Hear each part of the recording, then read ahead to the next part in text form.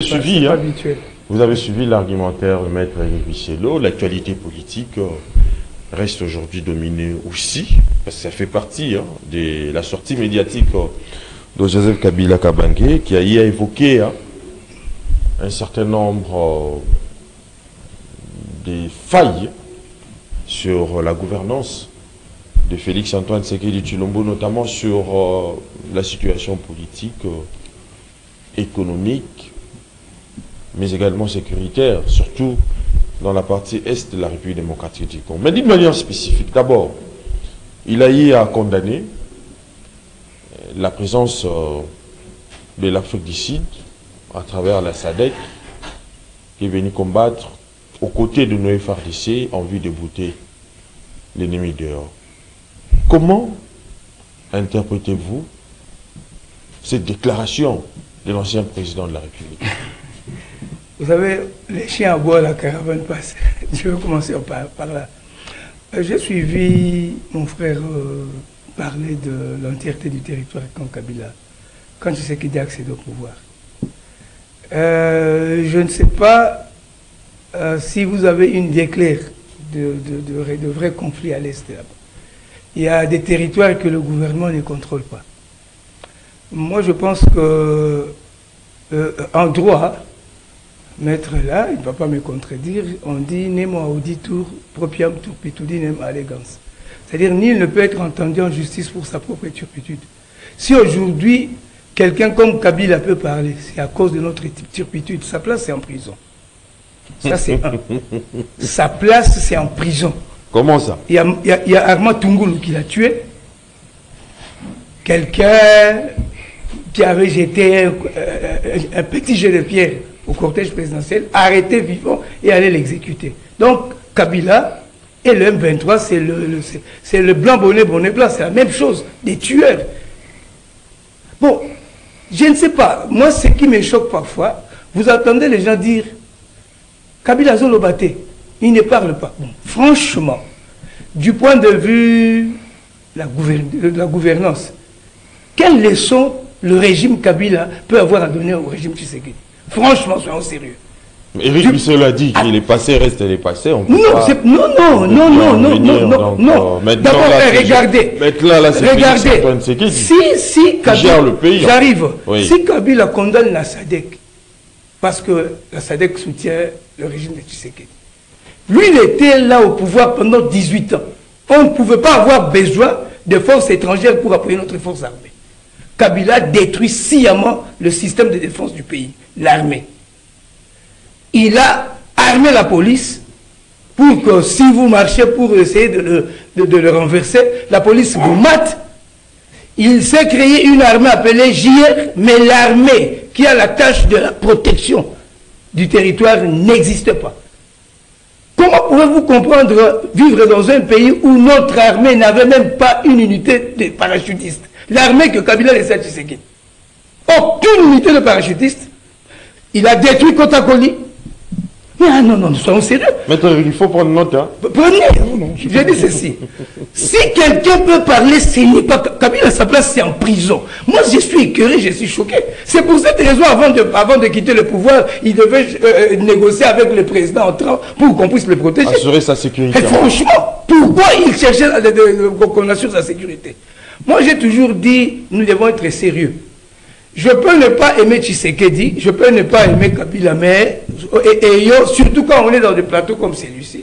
Les gens nous observent, les gens nous regardent. Vous ne pouvez pas dire que Kabila et Tshisekedi a hérité l'entièreté du pays. Si. Vous avez déjà été à Walikale. Attendez. Ouais, qui sont à Walikale? Des groupes armés. Donc, le vrai problème, c'est quoi? Quand les M23 étaient défaits en 2013, là. Oui.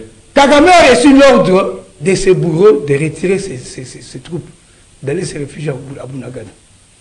Mais le vrai problème, c'est à quel prix?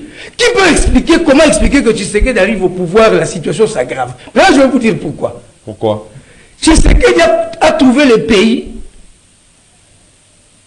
comme l'éléphant tombé, tout le monde est en train de couper. La déclaration que Tshisekedi a faite à Beni en 2019, Pendant les 18 ans de règne de Kabila, je n'ai jamais entendu une déclaration pareille. Kabila, pendant 18 ans, on tue, on pille. Vous l'avez entendu dire, trop c'est trop, cette guerre doit s'arrêter. Mais c'était la première action de Tshisekedi quand il a accédé au pouvoir en 2019. Il prête serment au mois de janvier, le 24. Au mois de mai-juin, il réalise une visite à l'Est, là où il a été élu pour remercier ses électeurs. C'est la déclaration que Tshisekedi a faite à Beni qui lui a attiré tous ces amis qu'on a aujourd'hui. Tshisekedi a dit ceci, j'arrive. Tshisekedi a dit, trop, c'est trop. Peut-être vous ne comprenez pas, vous n'avez aucune idée des enjeux de la guerre de l'Est. Vous parlez de guerre des minéraux, vous avez parlé aussi de l'intelligence. J'arrive. Vous n'avez pas l'intelligence qu'une certaine opinion estime que tout se passe, Tshisekedi n'a pas pu respecter les accords. On parle du respect des accords, moi je te dis que ce n'est pas ça le problème. Le problème c'est quoi? Tshisekedi arrive, il trouve le pillage du pays. Cette guerre-là à l'Est. Il dit, trop, c'est trop. Cette guerre doit s'arrêter. Même s'il faut laisser ma peau pour que la paix revienne, je le ferai. Et dit, moi j'ai été à l'Est plusieurs fois, de 2005 jusqu'en 2018. J'ai une idée claire de la guerre là-bas. Si aujourd'hui un président de la République arrive à mettre fin à la guerre de l'Est, c'est un héros éternel. Oui.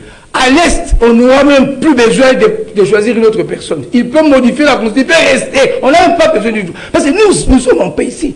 Les gens de l'Est, ils sont aussi des Congolais, ils méritent aussi de vivre comme nous autres ici.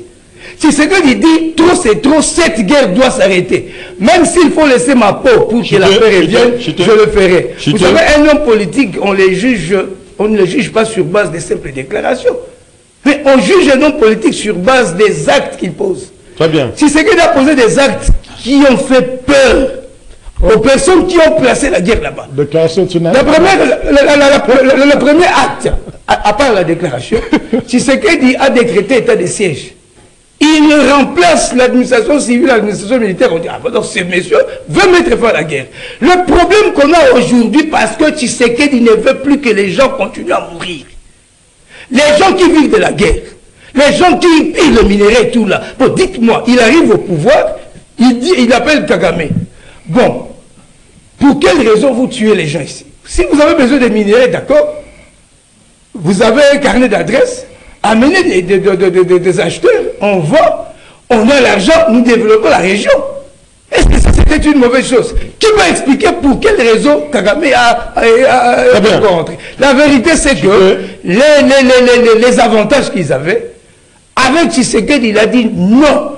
Regardez, je vais citer, oui. Je vais citer en disant ceci.